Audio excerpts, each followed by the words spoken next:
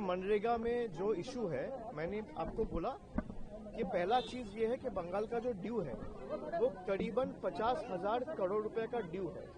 अभी 4 साल 5 साल से वो पैसा केंद्र ने रोक के रखा है और ये नाम चेंज करने से क्या होगा? आपका अकाउंटेबिलिटी कहाँ है? जहाँ पे सुप्रीम कोर्ट में यूनियन का एसएलपी डिसमिस कर दिया गया है और हम बीजेपी को बांग्ला विरोधी या जमींदार क्यों कहते हैं? क्योंकि ये इनको पता नहीं कि रविंद्रनाथ टैगोर का जन्म किस जगह पे हुआ था। महात्मा गांधी का जो महात्मा उपाधि है ये रविंद्रनाथ टैगोर ने महात्मा गांधी को दिया था, ये हमने नहीं दिया है, देश के कोई और नहीं दिया है, कोई ऐसे आम आदमी नहीं दिया है। उसको बापू को ये उपाधि रविंद्रनाथ टैगोर ने दिया था। अब महात्मा गांधी का नाम ही हटा देना ये दर्शाता है कि मोदी गवर्नमेंट और बीजेपी गवर्नमेंट के नजरों में महात्मा गांधी का क्या वैल्यू है। सर, आपके एक मंत्री ने इस्तीफा दिया, स्पोर्ट्स मंत्री ने। अब सवाल राज्यपाल उठा रहे हैं कि दबाव में लिया गया इस्तीफा है और उनके परिवार वहां पर घूम रहे थे, कई आरोप आप लोग के ऊपर लगाया गया है। राज्यपाल को बोलिए कि राज्यपाल का पद छोड़ के चुनावी मैदान में आके ये सब करे। राज्यपाल का कंसर्न्स कहाँ था जब दिल्ली में स्टैम्पेड हुआ था? आप लोग सवाल कर रहे हैं, आप लोग का कंसर्न्स कहाँ था? आप लोग का कंसर्न्स कहाँ था जब बालासोर ट्रेन एक्सीडेंट में 300 लोग मारे गए? आप लोग का कंसर्न्स कहाँ था जब कुंभ में इतने लोग मारे गए? तब राज्यपाल का कॉन्शियंस कहाँ?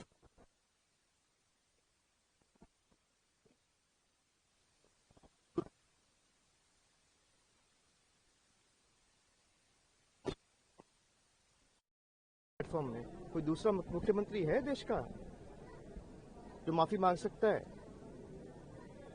राज्यपाल से जरा पूछिए उनका ये कॉन्शियंस कहाँ था जब बालासोर ट्रेन एक्सीडेंट हुआ, जब पहलगाम हुआ, जब दिल्ली में ब्लास्ट हुआ, जब न्यू दिल्ली रेलवे स्टेशन में स्टैम्पीड हुआ, जब महाकुंभ में बेगुनाहों की मौत हुई ऑर्गेनाइजर्स के डिसऑर्गेनाइज के कारण। जो ऑर्गेनाइजर थे उनके कारण इन लोगों की मौत हुई, वो ठीक से ऑर्गेनाइज नहीं कर पाए तो ये मिशैप हुआ।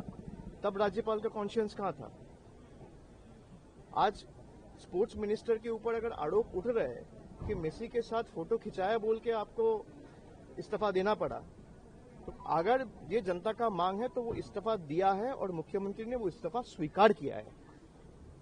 हमारे स्टेट में ऐसा स्टेट है, बंगाल एकमात्र स्टेट है जहां पे अकाउंटेबिलिटी है। आप ज्यादा बीजेपी से पूछिए भाई, 50 दिन में आप कहे थे नोटबंदी करेंगे और कालाधन वापस करेंगे। नहीं तो देश का प्रधानमंत्री नहीं कहा था ना कि जिस चौड़ाई में ले जाके मुझे जो सजा देगा मुझे मंजूर है।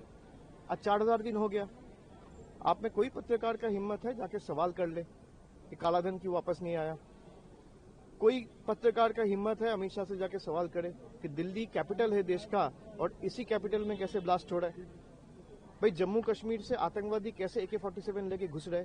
बॉर्डर सिक्योरिटी फोर्स जब तैनात है और वो बॉर्डर सिक्योरिटी फोर्स जब होम मिनिस्ट्री के अंडर आता है, यूनियन गवर्नमेंट के अंडर आता है, तो कैसे एक के ऊपर एक टेररिस्ट अटैक हो रहे? क्यों टेररिस्ट अटैक होने के बाद भी जिसके कारण टेररिस्ट अटैक हुआ, जिसके फेलियर के कारण उस तपन डे का आईबी चीफ को फिर से 1 साल का एक्सटेंशन दिया गया? जरा पूछिए, राज्यपाल से पूछिए ना, फिर से भी पूछ लीजिए, राष्ट्रपति से पूछ लीजिए, उपराष्ट्रपति से पूछ लीजिए, अध्यक्ष से पूछ लीजिए, बीजेपी के नेता से पूछ लीजिए, प्रधानमंत्री से पूछ लीजिए, गृह मंत्री से पूछ लीजिए, डिफेंस मिनिस्टर से पूछ लीजिए। हम खड़ा रह के आपके सवाल के जवाब देते हैं। आप पूछते हैं तो हम बताते हैं। आप उनसे जरा पूछ के आइए, बताए ना बताए वो उनका मामला है, आप जरा पूछिए। तो आपका पूछने में तो कोई पाबंदी नहीं है। पूछते हैं सर, ऐसा तो बताइए क्या जवाब था उनका? जब आप पूछे कि दिल्ली में ब्लास्ट क्यों हुआ, क्या जवाब था? जब आप पूछे पहलगाम में क्यों हुआ आतंकवादी हमले, तो क्या जवाब था? जवाब दिए? सर, सवाल पूछना अधिकार है पर जवाब नहीं देना उनका अधिकार। तो आप मानते हो ना कि जवाब नहीं देते हैं? आप मानते हो ना बीजेपी नेता जवाब नहीं देते हैं? तो राज्यपाल को इतना समझ में आना चाहिए कि जवाब जिसको देना चाहिए वो चुप बैठे हैं और जवाब जिसको नहीं देना चाहिए वो मुख्यमंत्री प्रदेश का सारा 130 करोड़ लोगों के सामने सर झुका के एक छोटा सा अनफॉर्चुनेट इवेंट के लिए माफी मांगा है। यही बीजेपी और तृणमूल में अंतर है। झुकता वही है जिसमें जान होता है, अकड़ मुर्दों की पहचान होती है। यही उनमें और हम में फर्क है। हम जनता के सामने एक बार नहीं, 100 बार नहीं, 1000 बार झुकेंगे, लेकिन दिल्ली के दरिंदों के सामने हम सर नहीं झुकाएंगे। सर एसआईआर में जो On the SR issue, the India bloc has been together, but the meetings that India bloc is holding, TMC is not there. TMC is very much a part of the India alliance. There is no space for any kind of confusion or ambiguity. However, since we had an appointment with the Jal Shakti Minister today and 10 of our MPs were busy because the Jal Shakti Minister has given us a time at 10 a.m. in the morning, then we had house to attend. So we will first prioritize the issue which concerns the interest of the people of Bengal, and then we will address the other issues. However, I repeat, there is no space for any kind of doubt, confusion or ambiguity. Trinamool continues to be a part of India alliance, and we have no differences with any other like-minded parties.